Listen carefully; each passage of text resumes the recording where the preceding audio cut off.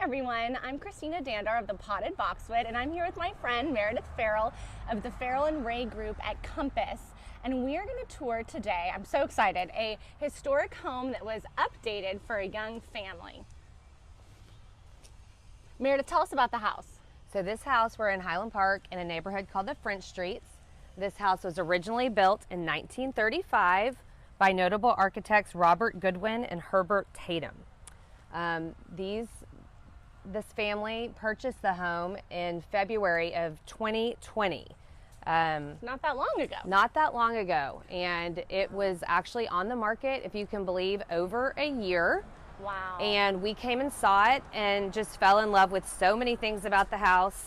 And I can't wait to show you guys. I'm so excited. I love, too, the brick. It has its own really pretty natural patina. And I actually love that they didn't paint it white. I know. I did, too. Refreshing. They painted... They did paint all of the trim work on the outside around the windows, which I think helped a ton. But when we first came in, we just fell in love with this entryway with the staircase. Oh, I mean, look at the molding. I know, isn't that amazing? Wow, and that's all original. All original. And what's the year of the house again? So it's built in 1935. 1935. With this, we love this leaded glass window that just allows all this natural light. And off the landing, you know, even though it's an older home, it has great storage. So 2 little pocket coat closets off the landing. And the staircase obviously leads to the 2nd floor, and then there's a 3rd floor as well. Oh, the 3rd floor. And I would imagine that this home originally, a lot of Tudor homes tend to be very dark and heavy inside. Was that, when you toured it, was that kind of the aesthetic? It was very, very dark. Okay. It was, you know, obviously lots of charm and romance to the house, but it was hard for a lot of people to get past all of the dark wood. As you see when we're walking through the house, you're going to see all of the millwork, and there is a lot of it. Wow, but when it's all brown and you have these beautiful brown floors, it was a little bit overpowering. I'm sure. So we're walking into the study. Their previous house, I believe, also had a navy study, so they did that again in this house. They did leave some of the millwork in this room brown, but you can see that they updated the ceiling, so all of this was brown also. And then they did the wallpaper on the ceiling, and then they took the navy and did the beams navy. It's a great modern update, and it's interesting because it blends in so well. I would have never noticed the wallpaper if you haven't shown me. Oh my goodness, look at this little nook window. I'm imagining that was original to the house. Yes. Oh, not pretty. Beautiful. It's really, the woodwork, I mean, you just don't see this in updated homes as often. I know there's some people that can do it, but this is really mantles talented. And it's really beautiful. Not pretty. I love it. The pretty navy too. I'm sure we're gonna have questions about about colors. We will definitely try to get you colors. We'll try, but we know that probably if she used a designer, sometimes those colors are confidential. But this is a sweet little powder bath. Absolutely love it. That's great. Now, as far as the renovation process, did the owners, could they see the vision? Or often when you go tour older homes, do you have to kind of tell I think when we walked, you know, before we even walked in, I think that this particular home was on their, you know, they had walked, it was on their walking route. Right. And so they watched this house for a long time. There's actually outside, there's a really sweet little spot in the fence that you can kind of peer in the backyard. And so I think that they were always intrigued by the house. And this actually was the only home, I believe, that we came and toured. So we went specifically to look at this house. Yes, they definitely had vision, but we also brought in some professionals that we'll talk about in a little bit to really help show them exactly what could be done and how it could work for their family. So this particular family has 2 younger children, but this room, so if you want to look at these bookshelves over here, so every single inch of this room was covered in bookshelves, which was great, but it made the room seem a little bit smaller. Right. And it also had, I believe, I think it had a darker, maybe some sort of darker grass cloth all over the walls as well. So it was always a beautiful room. We loved the idea of having a room large enough for 2 seating areas. The mantle in the fireplace, I believe, was original. I think they did some work potentially on the mantle. Wow.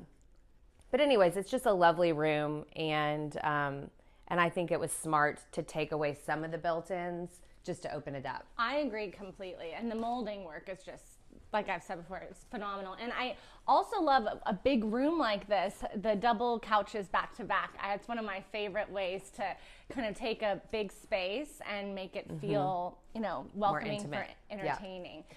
So this is really where a good majority of the work happens. So you can see that these 2 openings now are symmetrical, but when we came and saw the house, this opening was smaller, and then the wall to the kitchen from the dining room, there was a wall, so it was not open. Okay. So this opening was smaller, and then there were 2 metal screens that made, so it went from like here to maybe here, and then another screen on that side. So this opening was small. Okay. There was no opening there, and then the opening over there was small. So this room was really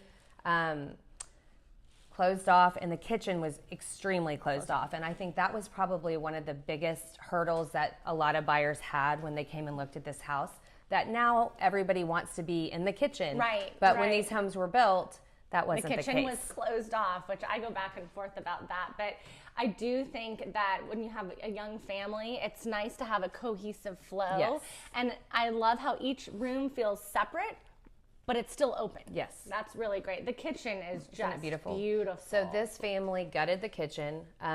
They hired Carolyn Eisler, who also worked on my house. So we brought her over before the home was under contract to look at it and see, kind of help them dream what could be done. They hired William Briggs, was the architect, and everything is new in here. New window, new cabinetry, counters, backsplash, obviously appliances.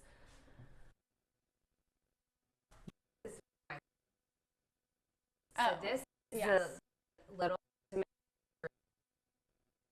I think some buyers might have looked at blowing all of this out and opening it up to the kitchen, but we loved this small space. I love that. I still remember in this room and she little area, just all the charm. And this is really, where you can really see how beautiful these homes were designed, so and all the little details. There's so many details, and what a fun. So happy. This makes it a happy space, a cheerful breakfast room.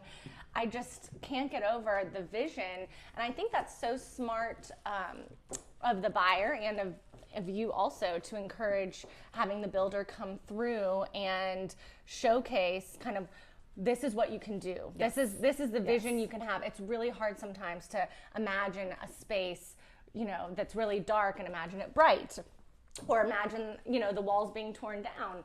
So they did a really fantastic job, and I love the lights on the top of the cabinets there. That's really a unique feature. But you can still see, I love this, the little door here, the original door that is one of these little. Oh, it's like a Dutch door. Yeah, a little Dutch door. Well, anyways.